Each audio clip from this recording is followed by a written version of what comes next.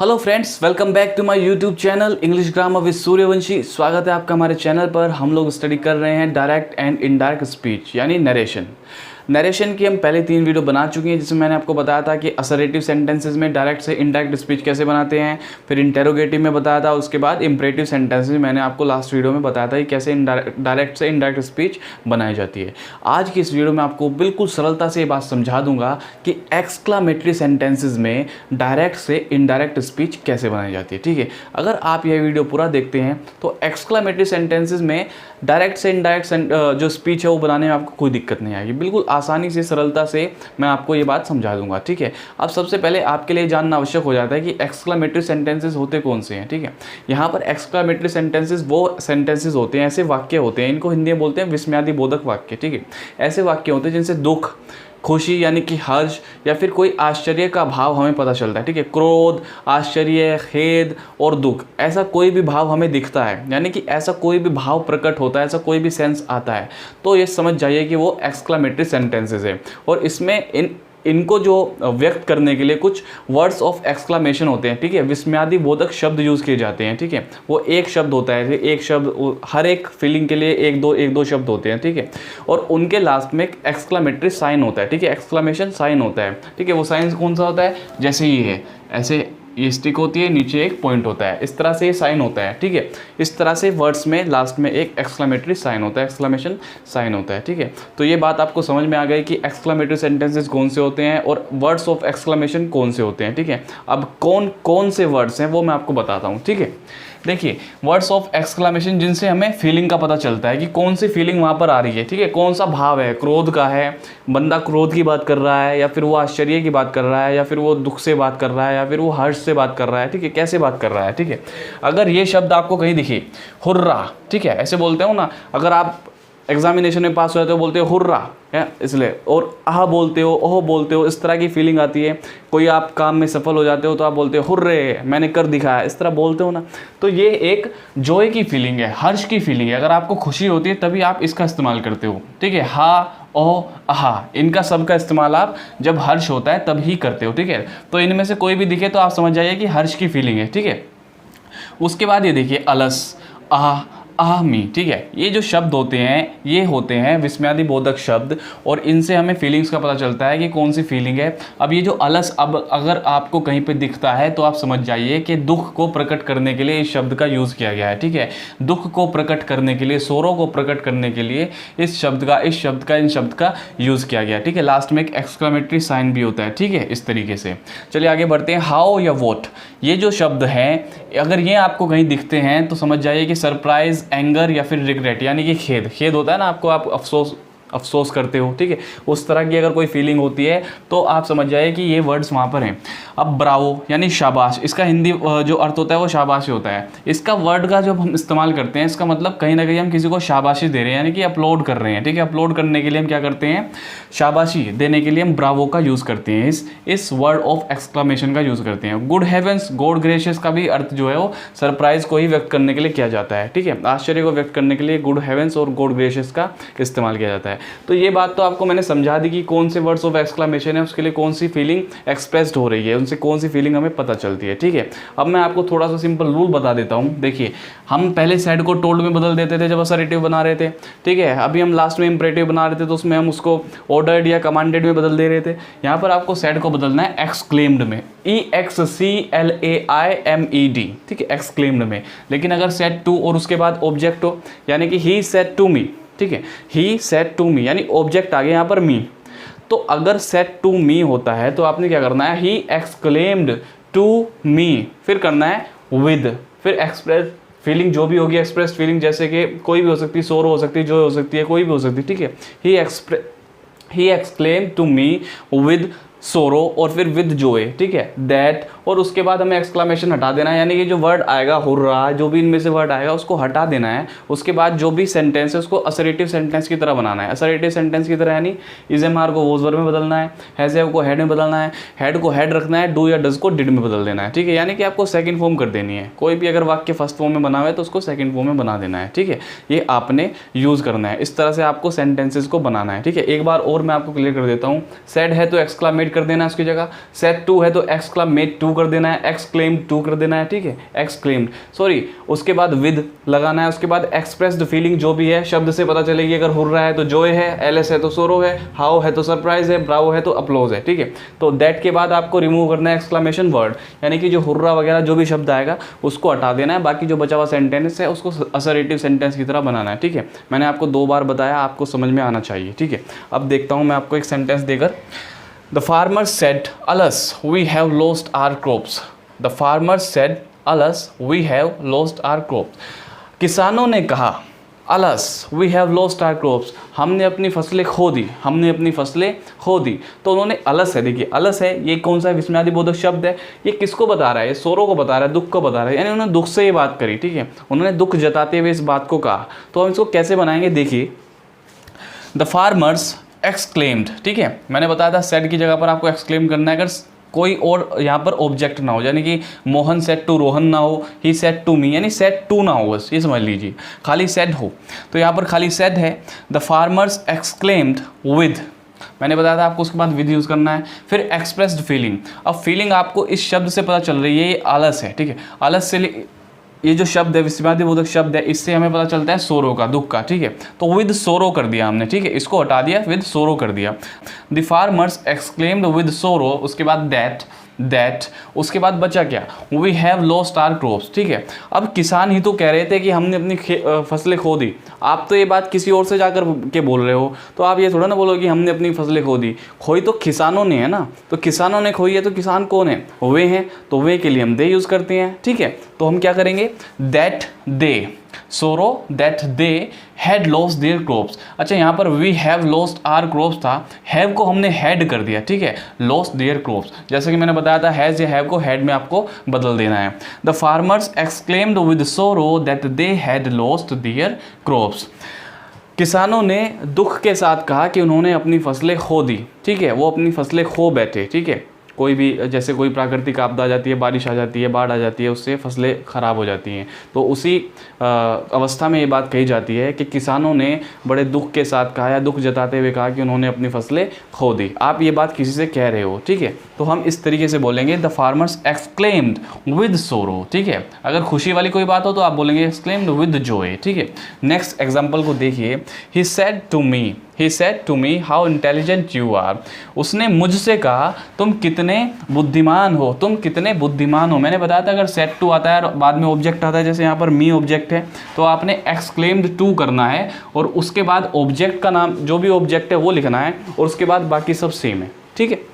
बनाते हैं, he said, ठीक है, ही सेड टू मी को हम बदलना है, ही एक्सक्लेम्ड टू, बदल दिया हमने, ही एक्सक्लेम्ड टू, उसके बाद ऑब्जेक्ट मी है तो मी कर दिया, ही एक्सक्लेम्ड टू मी, ठीक है, विद, ठीक है, विद। अब देखिए आप क्या है यहाँ पर, हाउ इंटेलिजेंट यू आर, तो यहाँ पर हाउ आया है, ठीक है, नहीं, यहाँ पर हाउ आया है, तो हाउ कहाँ पर है, ये है। हाउ का मतलब क्या है, सरप्राइज या फिर एंगर या फिर रिग्रेट, ठीक है, आपको ये पहचानना है। अब देखिए सेंटेंस को अगर थोड़ा सा कॉमन सेंस अगर आप यूज़ करें कि उसने मुझसे कहा तुम कितने इंटेलिजेंट हो, उसने मुझसे कहा तुम कितने बुद्धिमान हो, तो वो एंगर से तो ये बात नहीं कहेगा या रिग्रेट से भी ये बात नहीं कहेगा, वो आश्चर्य से इस बात को बोल रहा है, ठीक है, कि तुम कितने बुद्धिमान हो।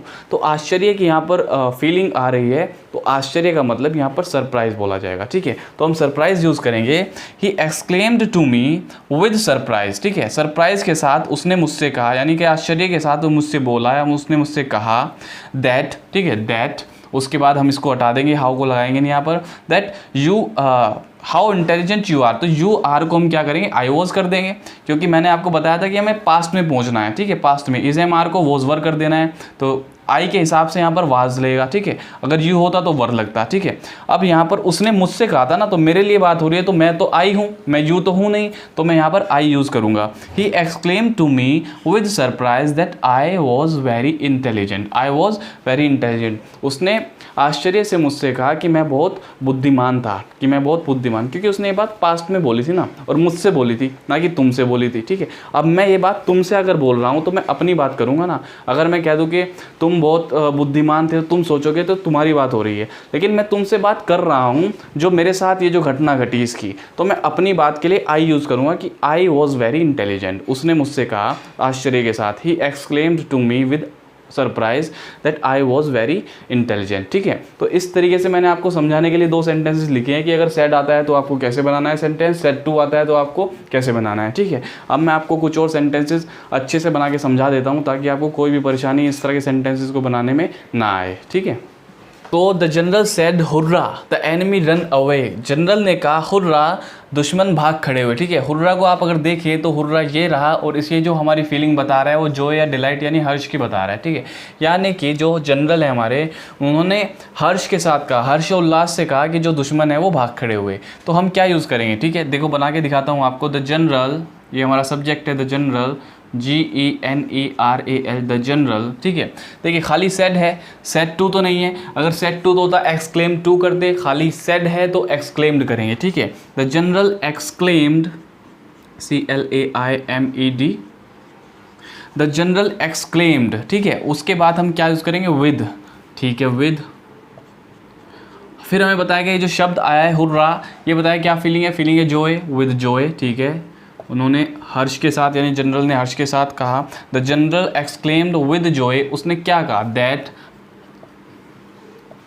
The enemy run away. इसको बोलेंगे that the enemy had run away. ठीक है, the general exclaimed with Joy that the enemy had run away. मैंने हैड क्यों यूज़ किया? क्योंकि यहाँ पर सेकंड फॉर्म आई है। सेकंड फॉर्म का मतलब है पास्ट में बात हो रही है, तो पास्ट के लिए हम हैड ही यूज़ करते हैं। ठीक है, सो जनरल ने हर्षोल्लास से कहा, या आप कह सकते हो खुशी के साथ कहा कि जो एनिमी है, जो दुश्मन है वो भाग गए थे, जो दुश्मन है वो भाग गए थे। ठीक है, तो आप इस तरह के सेंटेंसेस बना सकते हैं। आपको दूसरे प्रकार का सेंटेंस बनाना सिखाता हूँ। दूसरा सेंटेंस आप अगर देखिए, he said to me bravo you played well. Bravo आपको पता है ये रहा, ये शाबाशी के लिए होता है। ठीक है, शाबाश यानी शाबाशी के लिए होता है, जिसको अप्लॉज बोलते हैं। ठीक है, शाबाशी अप्लॉज बोलते हैं। सो हमें एक बात यहाँ पर देखनी है, अगर यहाँ पर ही सेड टू मी है, ठीक है, यानी कि मी जो है हमारा ऑब्जेक्ट आ गया यहाँ पर, खाली ही सेड नहीं है जैसे द जनरल सेड था ना, यहाँ पर है ही सेड टू मी।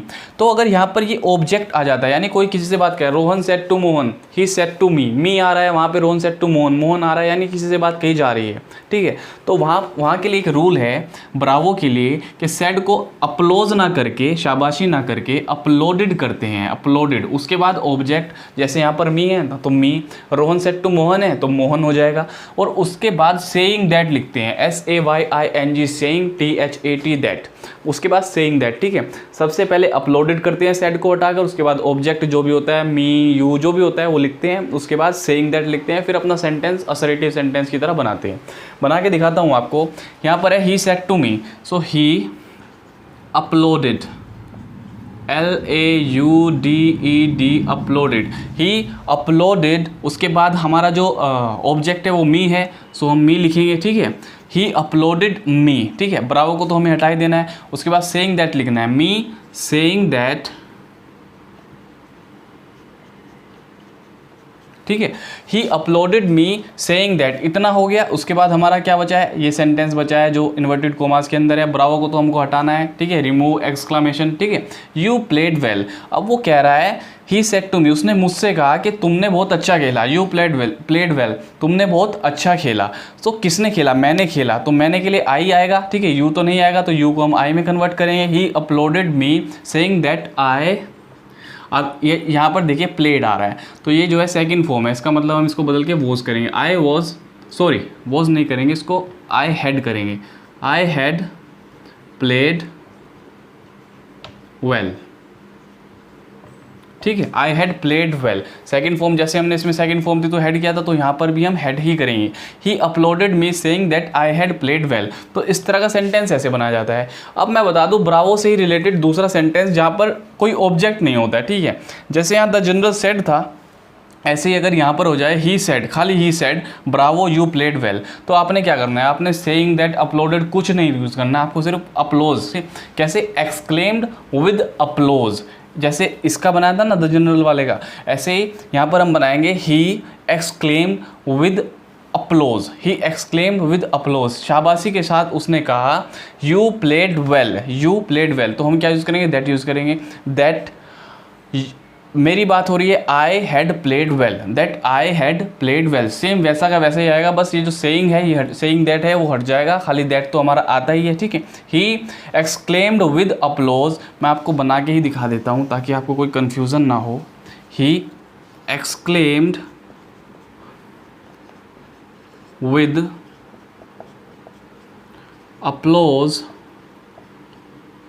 ठीक है, APPLAUSE, he exclaimed with applause, he exclaimed with applause. देखिए यहाँ पर मी जो है ना, मी नहीं है, मैं यहाँ पर खाली इसको ही सेड मानकर चल रहा हूँ। He exclaimed with applause that I had played well, I had played well. तो अगर खाली ही सेड हो तो आपने ब्रावो वाला सेंटेंस इस प्रकार से बनाना है, ठीक है। इसमें कन्फ्यूज़न हो जाती है, इसलिए मैंने इसमें इतना समय दिया, इसलिए आपको समझाने के लिए दोनों सेंटेंसेस लिखकर मैंने आपको बताए।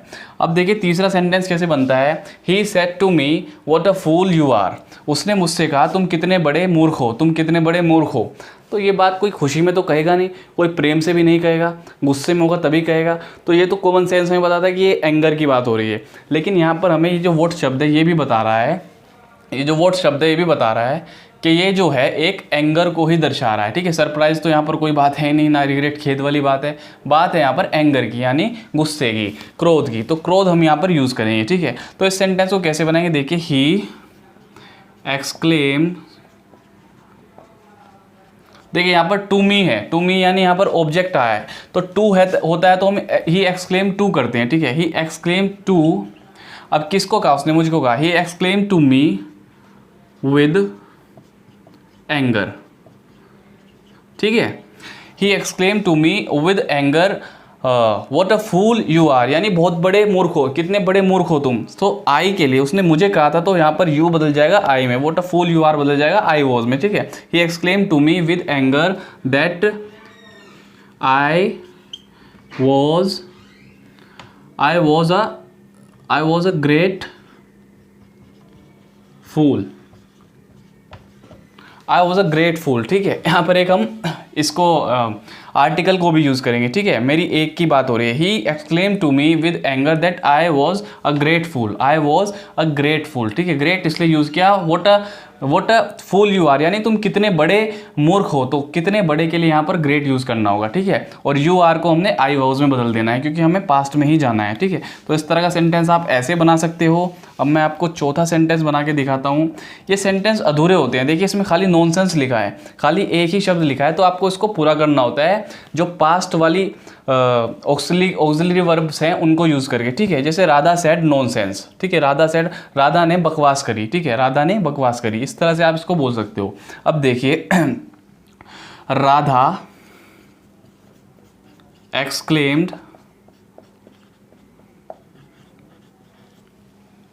राधा एक्सक्लेम्ड विद, अब देखिए बकवास, उसको समझिए एक बात, नॉनसेंस हो रही है। तो नॉनसेंस कैसे होती है, नॉनसेंस ज़्यादातर गुस्से में होती है, क्रोध में होती है, एंगर में होती है। तो हमें थोड़ा कॉमन सेंस यूज़ करना है और हमें पता लगाना है कि यहाँ पर एंगर की बात हो रही है, ठीक है। तो हम इसको कंप्लीट करेंगे। अब कंप्लीट इसको पास्ट में करेंगे कि यहाँ पर सेड आया है। अगर सेड आया है, आप समझने की कोशिश कीजिए, से की सेकेंड फॉर्म होती है सेड, जो कि हम पास्ट में यूज़ करते हैं। तो हम यहाँ पर इसको कंप्लीटली पास्ट में करेंगे। Radha exclaimed with anger, Radha exclaimed with anger that it was a nonsense, कि वह एक बकवास थी, ठीक है। It was a non sense, Radha exclaimed with anger that it was a non sense, ठीक है। अगर आपको कंप्लीट कोई सेंटेंस करना हो तो आप इट वॉज करके कर सकते हो, अगर उसमें कोई सिंगल वस्तु की बात हो रही हो, सिंगल किसी चीज़ की बात हो रही हो, ठीक है। तो दोस्तों ये थे एक्सक्लेमेटरी सेंटेंसेज, किस प्रकार से आप डायरेक्ट से इनडायरेक्ट में कन्वर्ट कर सकते हो एक्सक्लेमेटरी सेंटेंसेज को एक्सक्लेमेशन वर्ड्स का यूज़ करके, ठीक है। तो ये मेरे को आपको बताना था, ये काफ़ी आवश्यक सेंटेंसेज हैं। देखिए एग्जाम्स में भी पूछे जाते हैं और आपकी बोलचाल के लिए भी आवश्यक है, क्योंकि इससे आपकी जो वोकैबुलरी है वो बढ़ती है, आपकी सेंटेंसेस की जो संख्या है आपके दिमाग के अंदर वो बढ़ती है। आप एक बात को कहने का सही तरीका खोज लेते हो डायरेक्ट इनडायरेक्ट के थ्रू, खासकर एक्सक्लेमेटरी सेंटेंसेस के थ्रू, ठीक है। तो आज की वीडियो में इतना, मिलते हैं अब नेक्स्ट वीडियो में। डायरेक्ट इनडायरेक्ट की जो लास्ट वीडियो हमारी बाकी है उसमें हम बात करेंगे जो हमारे ऑप्टेटिव सेंटेंसेस है। Thank you.